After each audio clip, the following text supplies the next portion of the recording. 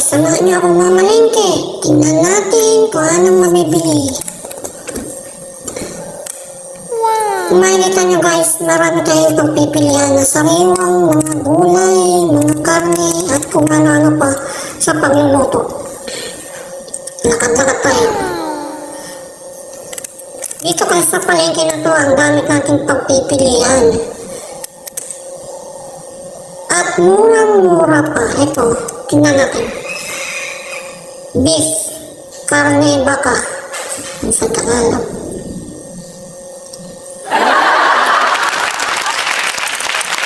Marami silang mga ingredients ng mga panghalo sa kanilang pagluluto.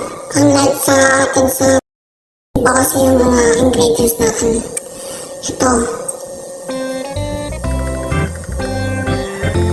Karne baka. Dito kasi pag mayroon kang 200, makakabili ka na ng baka, karne baka o beef kung tawagin sa English. Beef. Yan. Paborito. 250. Almost 2 kilo na yun. Yung may halong buto. Yung bandang ano siya. Yan. Ribs. Yan. Try natin to. Ano na natin. Dito kasi guys, pag kayong pag mamili kayo dito, pwede na kayo magpa-chop o pa-slice sa kanila. Meron din sila mga prutas na dito.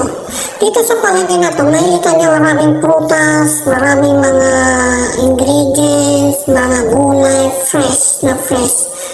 Mga galing sa backyard nila, kaya medyo mura. Yung iba naman, mga second hand na nabili nila. Yung mga iba, ito, mga sari-sariwa na. Halo-halo na. Meron din sila mga ano dito. Kung anong gusto nyo ibenta dito sa palengke na to, dito nila dinadala. Ayan, ito yung mga ingredients na pinoproduce nila sa kanilang tahanan, tapos dito nila dinadala para ibenta. Meron ng mga bulakpak. Ito, di ko lang maintindihan yung mga iba kung anong pangalan yan. Panghalo nila sa kanilang pagluluto. Sa kanilang mga ulam. Ito, meron ng luto din. Pwede kayong pumunta dito at mamili ng luto na. Pwede din yung fresh na kaya na magluluto. At mura lang yun. Ito mura lang sa buyas. Mura lang dito.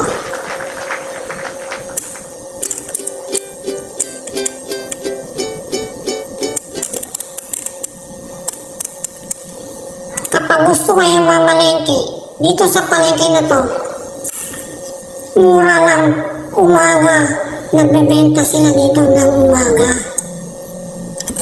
Yan. May ibang parte din na palengke, nagbebenta sila ng hapon. Gaya rin dito.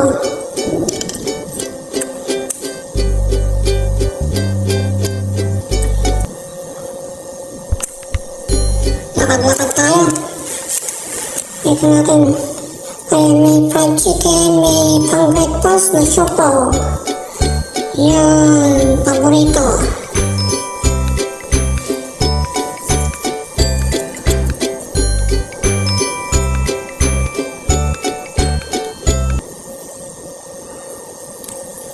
Dito tayo sa isda. Ito, yellowfin sa halagang 80, halagang 100.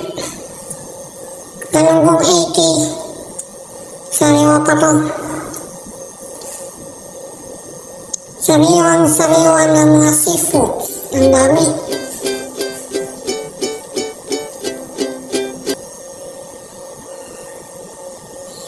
Ito yung mga wild ginger.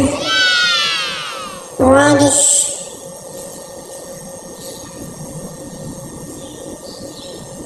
Manok. chicken.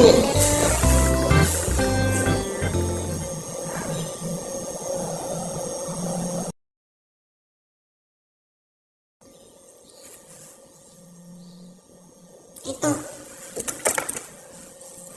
Ito ang paborito kong isda. Ayan. Kapag dried fish to, masarap. Yellowfin. Oh no! Or tuna.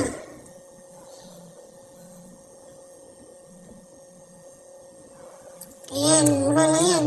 Nasa 80 per kilo lang yan. Ito, pusit.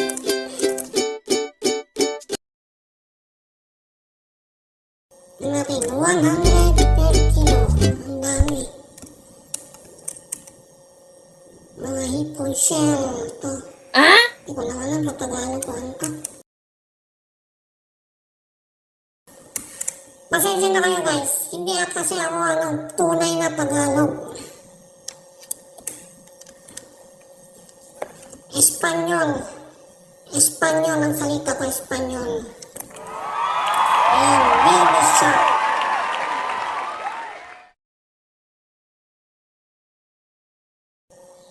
Try natin ito tatlo. Ayan, 140.